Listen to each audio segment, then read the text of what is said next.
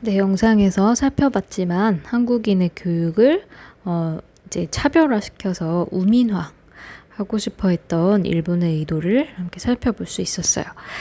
자, 다음 페이지 넘겨보면 이 1910년대 무단 통치와 함께 경제적으로는 일본이 어떤 정책을 실시했는지 내용이 나와 있어요. 일단은 회사령이라고 하는 1910년에 발표된 법령이 하나 있고요. 그리고 1912년부터 18년 사이에 진행된 토지 조사 사업이라고 하는 어떤 프로젝트가 있어요. 이 두 가지가 1910년대 가장 대표적인 무단 통치 시기 경제 정책이라고 볼 수 있는데, 회사령이라고 하는 법은 기본적으로 회사를 이제 새로 만들 때 조선 총독의 허락을 받아야 한다는 그런 내용이에요. 겉으로 봤을 때는 특별히 어떤 나쁜 의도나 이제 목적이 엿보이지 않는데, 실제로는 한국인이 회사를 세우겠다고 이제 새로 만들려고 하는 기존에 있는 기업은 어쩔 수 없겠지만, 새로 기업을 설립을 하고자 할 때 조선 총독이 당연히 허가를 잘 해주지 않겠죠. 이런저런 어떤 그 규제를 들어서 조선인의 기업은 이제 잘 세우지 못하게 그렇게 총독부가 의도를 하는 반면에, 일본인의 기업은 굉장히 쉽게 법적으로 제도적으로 뒷받침해주는 어떤 분위기를 조성하는 거죠. 이렇게 해서 장기간 시간이 지나게 되면 당연히 조선인이, 그리고 한국인이 가지고 있는 민족 자본, 그러니까 기업의 수라든지 자본 규모라든지 이런 것들은 축소되겠죠. 그리고 반면에 일본인의 기업들은 경제적으로 우위를 차지를 하게 될 테고, 그래서 장기적으로 우리 민족의 경제를 억압해서 일어날 수 없도록, 일어날 힘을 갖지 못하도록 만들고자 하는 정책이었다고 볼 수 있습니다. 그리고 이제 이번에 보시면 철도와 도로와 항만이라고 되어 있는데, 항만이라는 거는 배가 들어오는 항구, 커다란 배인 선박과 관련된 시설을 뜻해요.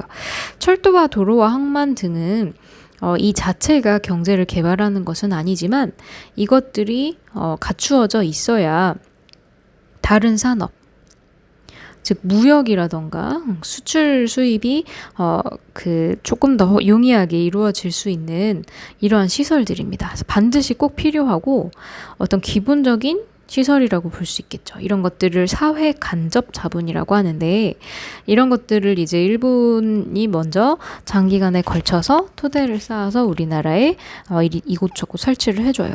그래서 이러한 사실들을 근거로 일본이 우리나라를 근대화시켜줬다, 이렇게 이야기하는 이론도 있기는 한데, 근데 이제 그렇게 이야기할 수만이 없는 것이, 일본은 목적이 있었죠.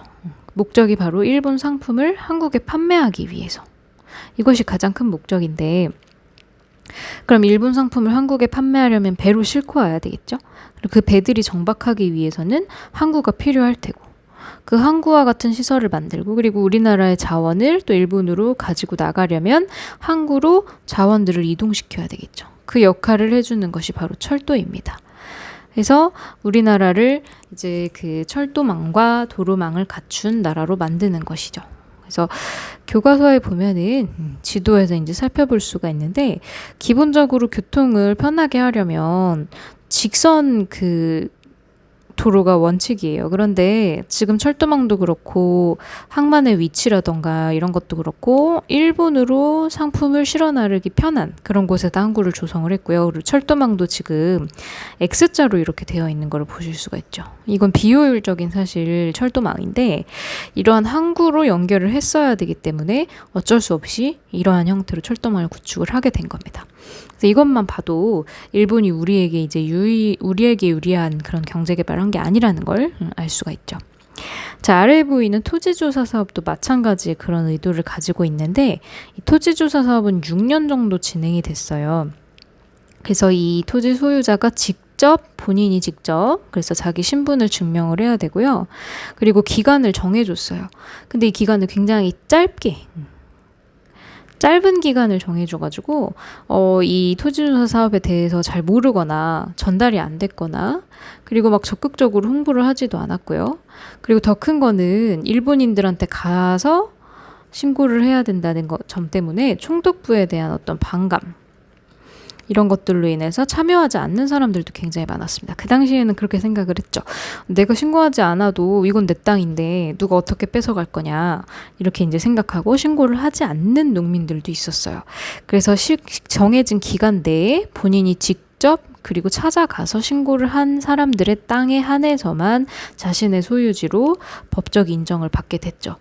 자, 그런데 그 결과 신고하지 않은 사람들이 당연히 많았겠죠. 그래서 토지 대장에 지금 누락된 토지, 신고하지 않은 토지, 즉 미신고된 토지를 다 전국적으로 파악을 해서 이것을 이제 총독부가 압수를 해버렸어요. 그래서 이제 그 땅들의 주인이 법적으로 공식적으로 총독부가 된 것이죠. 그래서 이제 신고된 토지에 대해서는 세금을 매기고 미신고된 토지는 몰수를 하고 그렇게 해서 총독부의 소유로 땅을 만들었습니다. 그리고 이 땅들을 동양척식 주식회사라고 하는 새로운 토지회사를 하나 설립을 해서 여기에서 관리를 하게 됐어요. 그리고 이 회사는 무슨 일을 했느냐? 일본에서 넘어오는 일본인 이주민들이 이제 조선에서 먹고 살 게 없잖아요. 그래서 이제 조선에서 경제 기반을 마련을 하기 위해서 이제 그 여러 가지 기반을 검색을 하고 있을 때 이 동양척식 주식회사에서 싼 값에 땅을 파는 거예요. 그래서 이 땅을 이제 싸게 매입을 해서 우리나라에서 대지주가 됩니다.